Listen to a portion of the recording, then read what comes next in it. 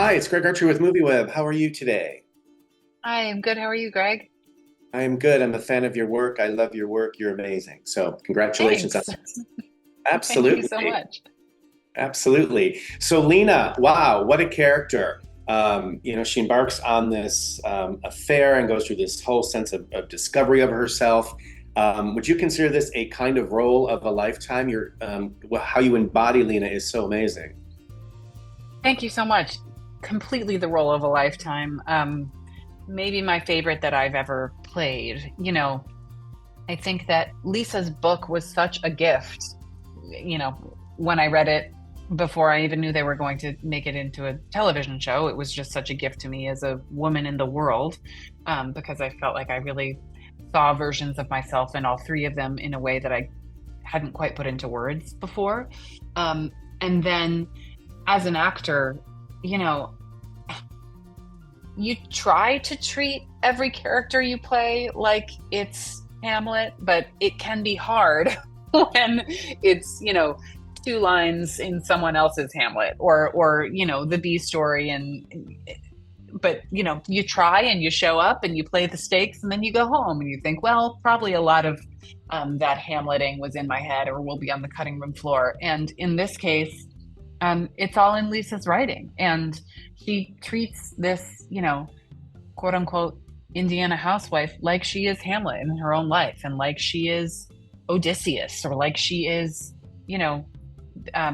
Princess Buttercup in The Princess Bride, even though her surrounding circumstances are not the genre she feels inside. And I think, playing somebody whose wants and needs were just as loud if, she was the lead character in Moby Dick, was just the greatest gift. It was so much fun.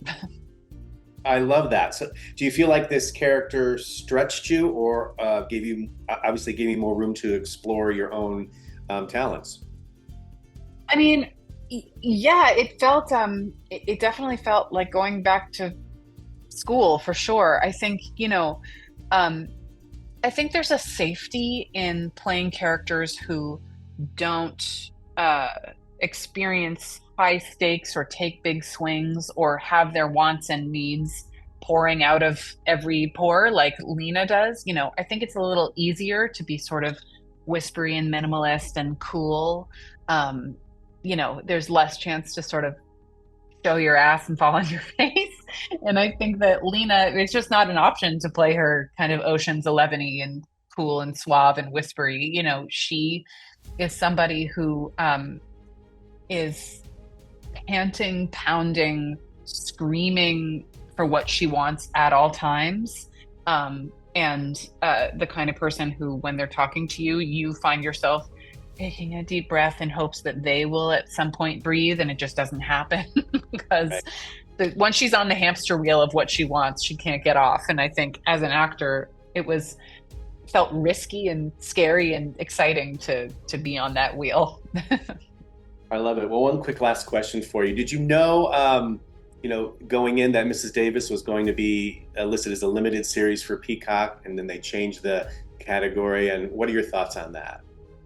Oh, I would do 10 seasons of that show. I'm so sad about it. Honestly, I'm just heartbroken. It was the best job ever.